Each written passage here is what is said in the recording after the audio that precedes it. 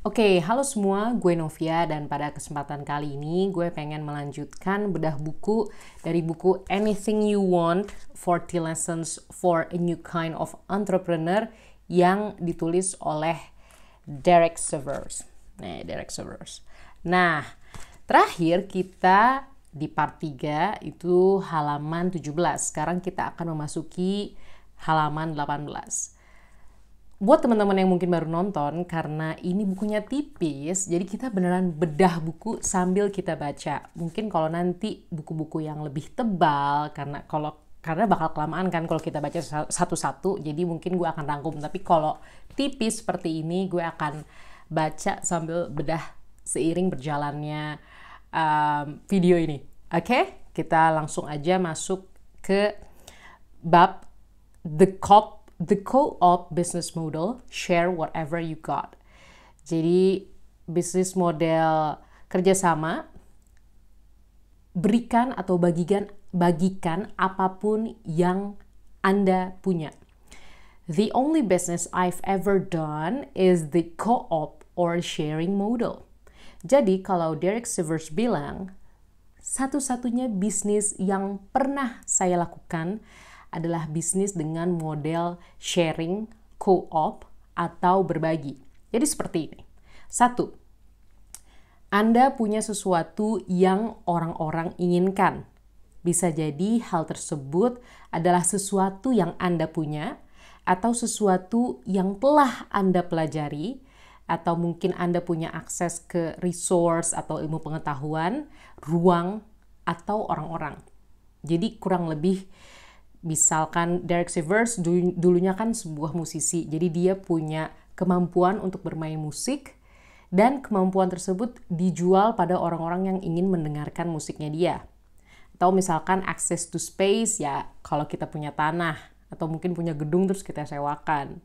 Atau mungkin kayak zaman sekarang kan banyak banget konser, terus HP semakin canggih. Nah, kalau kita punya HP yang canggih, seperti misalkan HP-HP yang zoom-nya sampai 20 kali lipat, itu selain kita bisa pakai sendiri, bisa juga kita sewakan ke orang lain.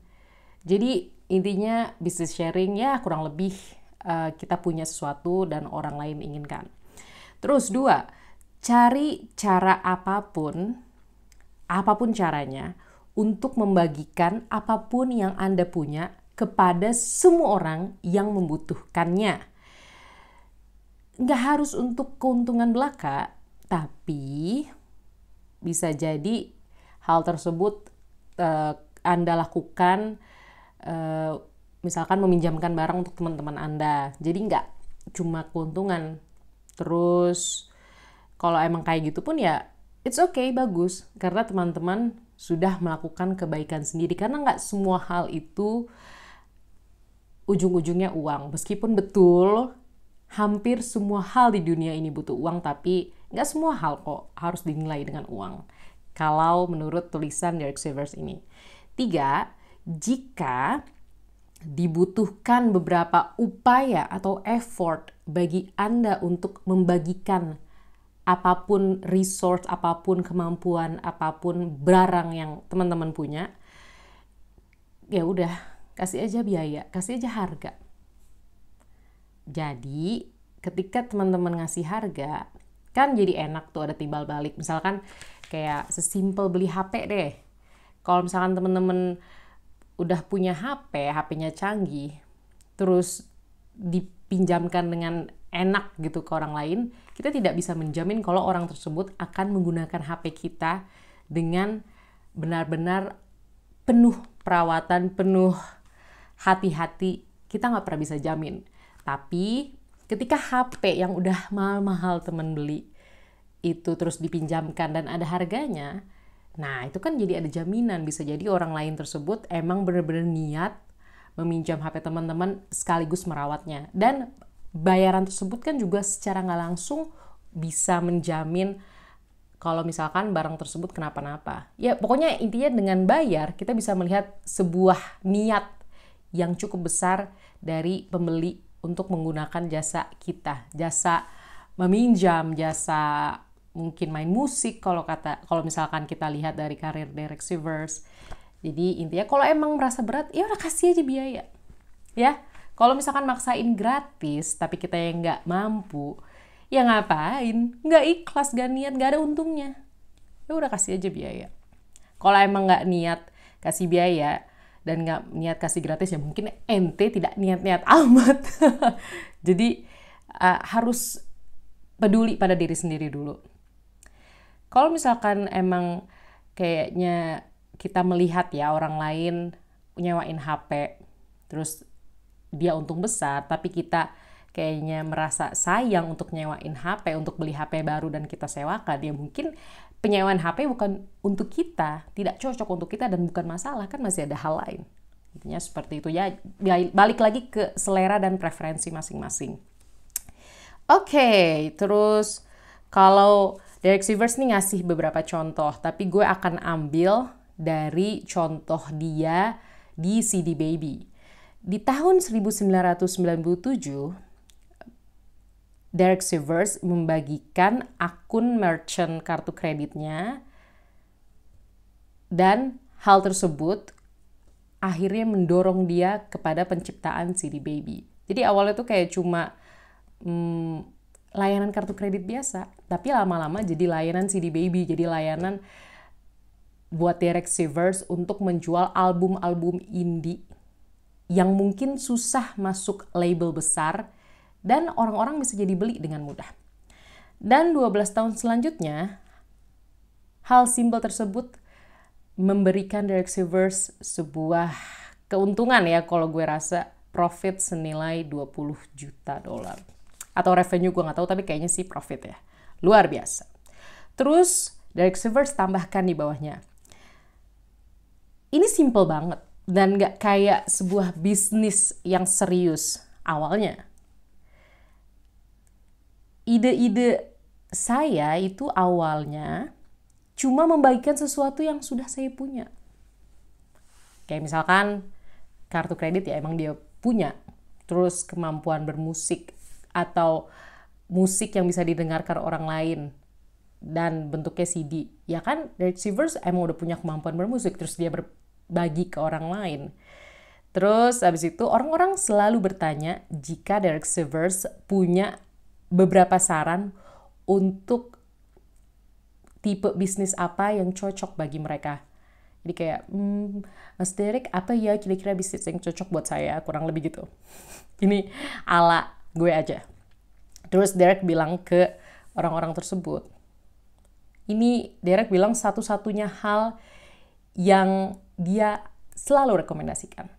Jadi rekomendasinya adalah mulai dengan membagikan apapun yang Anda punya. Keren. Bener sih, karena kalau kita nyari sesuatu yang kita nggak punya, itu akan lebih susah sih. Kayak sesimpel gini deh, video YouTube ini nih, channel YouTube gue, kanal YouTube gue. Karena gue punya pengalaman jalan-jalan, terus gue punya buku ini, ya gue punya pengalaman dong, gue punya resource, gue punya modal untuk membagikan ini ke teman-teman semua. Syukur-syukur nanti tiba-tiba bisa jadi AdSense, kan gak ada yang tahu. Tapi kan intinya gue di sini ingin membagikan saja. Dan kebetulan gue punya buku ini, jadi kenapa tidak membagikan isi informasi di buku ini, ya kan? Gue nggak perlu harus kayak langsung beli sesuatu terus baru gue bikin konten, enggak, dari sekitar gue aja. Dan emang kalau gue untungnya emang gue udah cukup banyak lah koleksi buku yang bisa diomongin.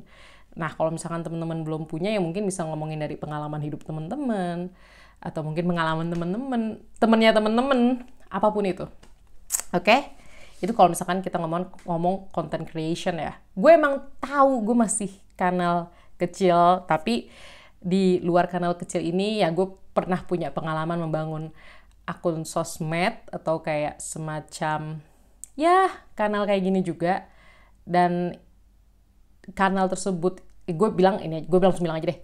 Jadi namanya Podstalgia. Podstalgia itu podcast film. Dan modal gue adalah suara gue dan juga teman-teman gue. Jadi narasumbernya itu teman-teman gue. Dan karena gue males nonton film baru, gue pun akhirnya menggunakan knowledge dari film-film yang gue pernah tonton, dan jadilah podcast tersebut membahas film-film lama yang bisa dijadikan nostalgia.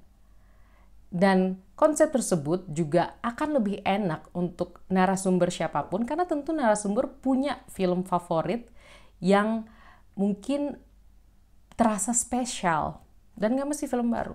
Intinya seperti itu contoh kecil aja. Oke, lanjut. Ini bagus nih, bab selanjutnya. Ide hanyalah perkalian dari eksekusi. Lucu kalau misalkan gue denger orang-orang tuh sangat protektif pada ide. Kata Derek Sivers, orang-orang tuh ingin gue, maaf ya tadi saya, Anda sekarang jadi gue. Orang-orang ingin gue untuk menandatangani NDA yang sebenarnya isinya perlindungan pada ide yang sangat simple. Kalau menurut Derek Sivers, ide itu nol. Gak ada harganya, gak ada maknanya. Kecuali akhirnya benar-benar dieksekusi.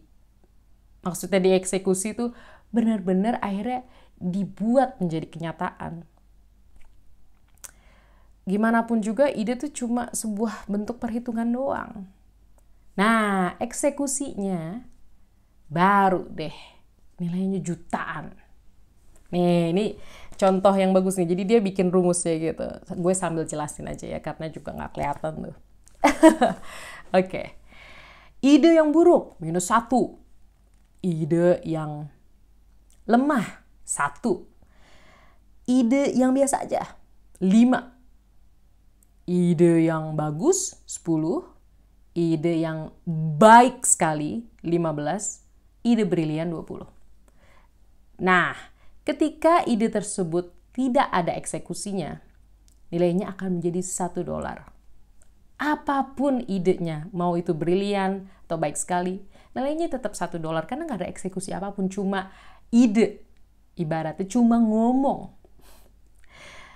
Terus selanjutnya, eksekusinya lemah.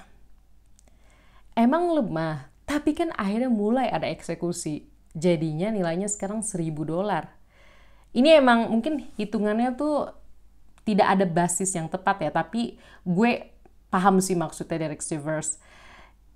Ide yang mungkin biasa aja atau ide yang lemah tapi dibarengi dengan eksekusi sebenarnya bisa menghasilkan sesuatu loh, meskipun hanya senilai $1.000.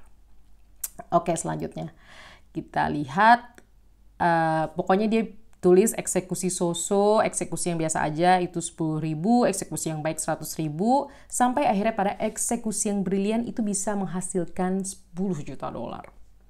Jadi intinya adalah sebuah eksekusi.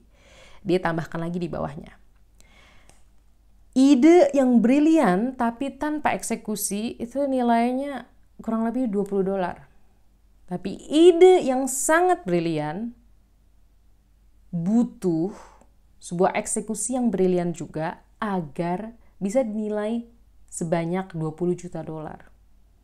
Makanya gue tuh gak mau dengerin ide orang, gue maunya langsung melihat eksekusi mereka. Gue mau langsung melihat ini udah jadi apa. Gak mau ide doang. Ide tuh gampang kalau kata Derek Sivers. Dan gue setuju banget soal ini. Gue ambil lagi contoh YouTube gue. Gue tuh gak tahu sebenarnya YouTube gue tuh apa isinya. Awalnya gue cuma sharing keseharian gue, cuma bikin YouTube sebagai rutinitas gue biar belajar ngomong. Tapi lama-kelamaan gue jadi tahu, oh ternyata penonton yang ada di kanal gue, terima kasih teman-teman semua, cukup senang dengan konten Malaysia gue, dan walaupun cuma 1, dan konten bedah buku. Makanya gue langsung mikir, oh ya udahlah, gue coba lanjutin bedah buku aja, atau mungkin nanti konten jalan-jalan. Toh gue juga seneng ngelakuinnya, jadi secara nggak langsung ide yang tadinya tuh nol atau kayak jelek atau mungkin kayak biasa-biasa aja, setelah dibarengi eksekusi akhirnya malah jadi melahirkan ide-ide baru dibarengi eksekusi yang menurut gue udah lebih baik daripada ketika gue memulai kembali bikin video secara serius. Intinya eksekusi. Oke, lanjut. Formalities play on fear, bravely refuse. Hal-hal yang formal bermain dengan rasa takut. Jadi harus berani untuk menolaknya. Jadi setahun setelah memulai CD Baby, setelah CD Baby akhirnya berjalan dengan cukup oke, Derek Sivers mendapatkan telepon dari temannya yang baru mulai bisnis berbasiskan website. Terus habis itu dia nanya, lo tuh punya saran gak sih untuk bikin terms sama conditions atau mungkin privacy policy di website? Taulah yang link-link di bawah dari website yang mungkin kita hampir gak pernah baca.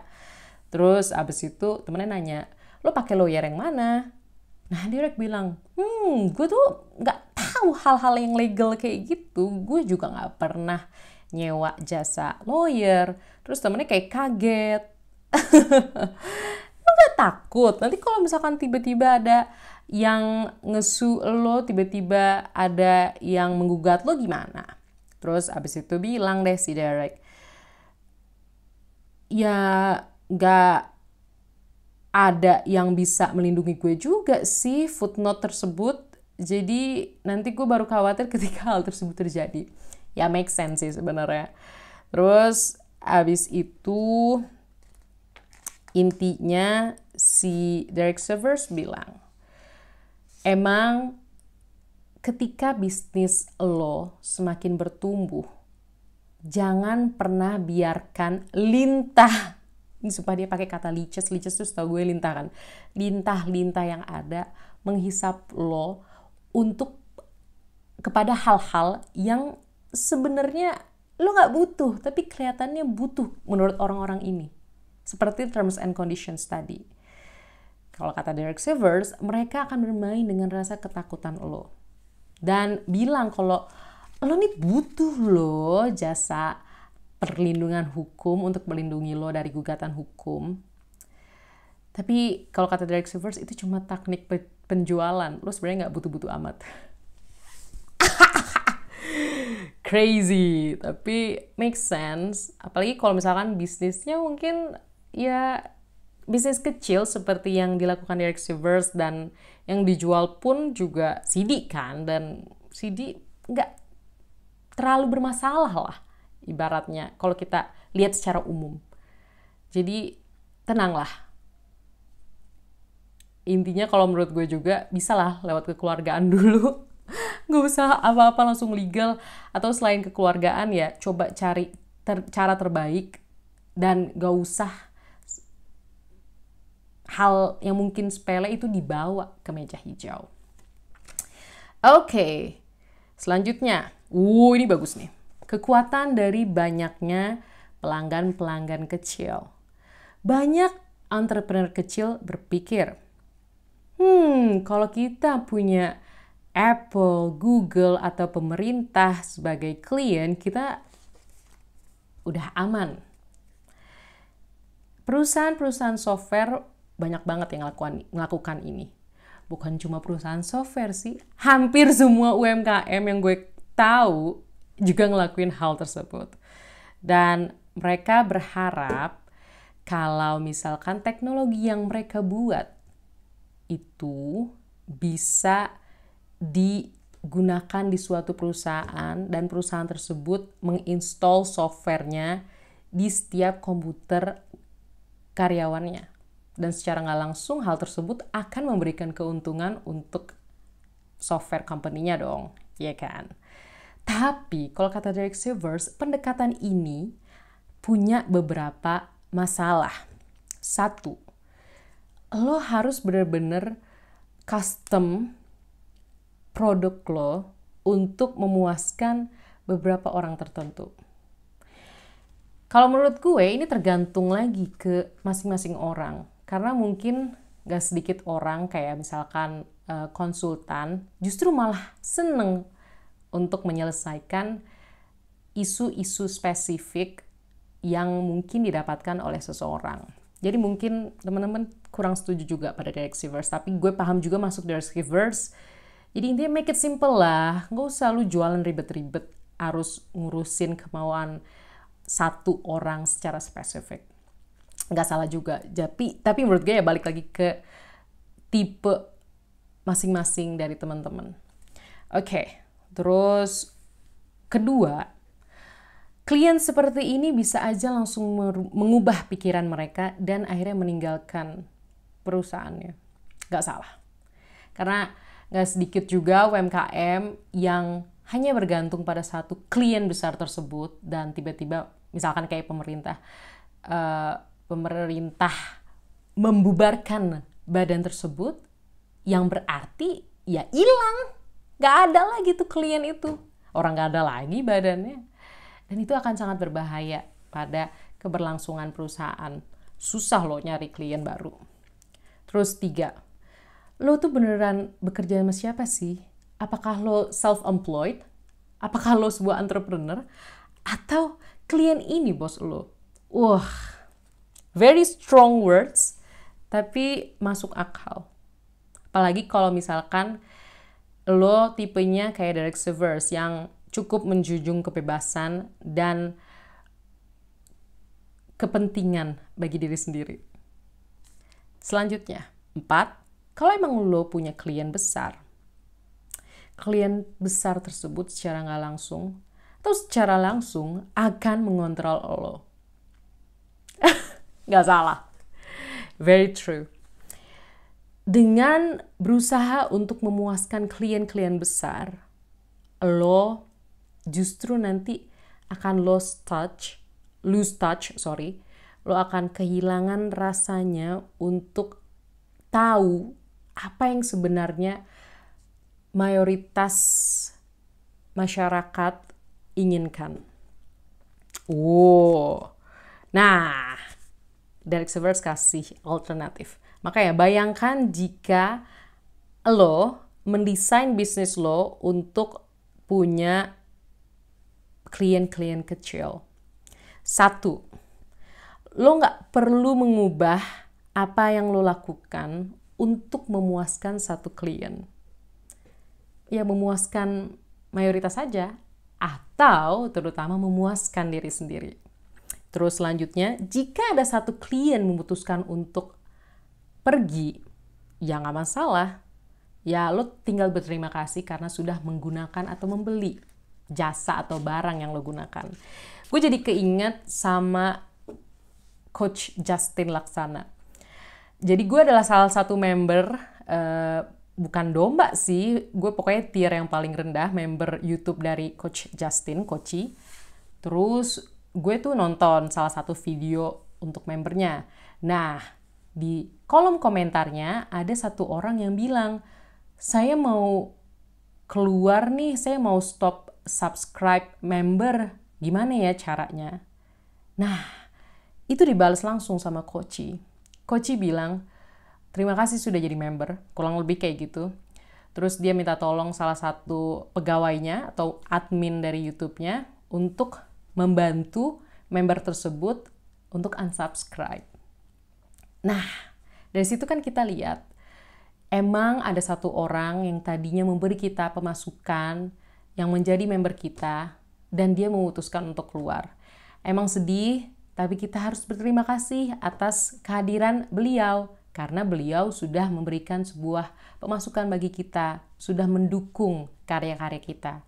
Dan ketika dia memutuskan untuk keluar, ya kita harus berterima kasih karena dia sudah merelakan waktu untuk menonton, terus uang, hasil usaha dia untuk kita. Jadi ya udah, it's okay. Tapi di sisi satu kan masih ada member-member lain. Jadi kita tidak perlu khawatir. Jadi enaklah tidak begitu saling berpengaruh. Member yang cabut tersebut juga sudah mendapatkan sebuah kepuasan tersendiri setelah menjadi member beberapa bulan, dan kita pun juga sudah merasakan keuntungan dari member yang daftar secara beberapa bulan tersebut. Jadi win-win solution, dan gak perlu khawatir karena masih ada member lain. Oke, lanjut. Karena tidak ada klien yang bisa meminta atau request macam-macam ke lo, ya lo akan menjadi bos bagi diri lo sendiri. Intinya tetap bikin klien lo happy, bahagia pada umumnya, tapi lo juga nggak perlu pusing-pusing banget. Aduh, ini kalau ngomong enak banget. Tapi menurut gue prakteknya nggak semudah itu. Tapi make sense. Dan gue kayaknya cukup setuju pada bagian ini. Terus yang terakhir, lo mendengar banyak opini dari orang-orang. Ratusan bahkan sampai ribuan. Dan tapi kan ketika lo membaca lo jadi lihat, oh ternyata mayoritas inginnya A. Jadi gue bisa aja langsung ikutin A. Nggak perlu pusing. Seperti itu. Dan dia langsung memasuki lagi ke music business. Jadi, bisnis musik itu sebenarnya adalah bisnis bintang. Jadi orang-orang tuh berharap untuk bisa menjadi lebih dekat dengan megastar yang begitu besar. Tapi Derek Sivers nggak mau hal tersebut. Untuk alasan yang serupa. Makanya dia tetap berada di jalur musisi independen. Dan membuat CD Baby itu bergerak di musik independen saja. Ketika lo membuat bisnis lo itu melayani ribuan pelanggan, bukan cuma belasan, lo tuh nggak perlu khawatir kalau misalkan tiba-tiba ada satu pelanggan tiba-tiba pergi atau request hal yang spesial. Seperti yang tadi contoh member Coach Justin ya. Jika mayoritas dari pelanggan lo suka dengan apa yang lo lakukan, tapi misalkan ada satu yang enggak, ya udah, tinggal say goodbye, terus habis itu kasih thank you tanpa ada hard feelings. Seperti yang tadi dilakukan oleh Coach Justin, itu contoh realnya. Wow, wah amazing banget, gila. Ini keren banget ini bukunya. Gue sangat tidak menyesal membeli buku ini, sangat menyenangkan. Oke, lanjut. Proudly exclude people. Widih. Ini kalau diterjemahkan ke bahasa Indonesia mungkin bisa berarti nggak usah bikin ngekat orang itu jadi sebuah masalah besar. Berbanggalah setelah mengekat orang, setelah tidak peduli sama orang lain. Widih. Terus ini dibuka dengan kalimat yang menurut gue sangat oke. Simple tapi oke. You know you can't please everyone, right? Lo tahu kan, lo tidak bisa memuaskan semua orang kan? Tapi lo coba lihat deh, banyak bisnis itu mencoba untuk melayani, untuk memberikan banyak layanan pada semua orang. Dan bisnis tersebut heran, kok susah ya meraih perhatian orang-orang. Jadi intinya kalau kata Derek, lo tuh harus berani untuk exclude people. Lo harus berani kalau misalkan nggak semua orang tuh bakal suka pada karya lo atau pada hal apapun yang lo jual, yang lo tawarkan. Itu nggak semua orang bakal suka. Dan berbanggalah akan hal itu. Karena dengan melakukan hal tersebut, dengan punya niche tertentu, lo tuh akan memenangkan hati dari orang-orang yang lo inginkan. Wede, gokil. Terus gue langsung skip ke bagian bawah. Percaya dirilah kalau emang when your target one person hears you, ketika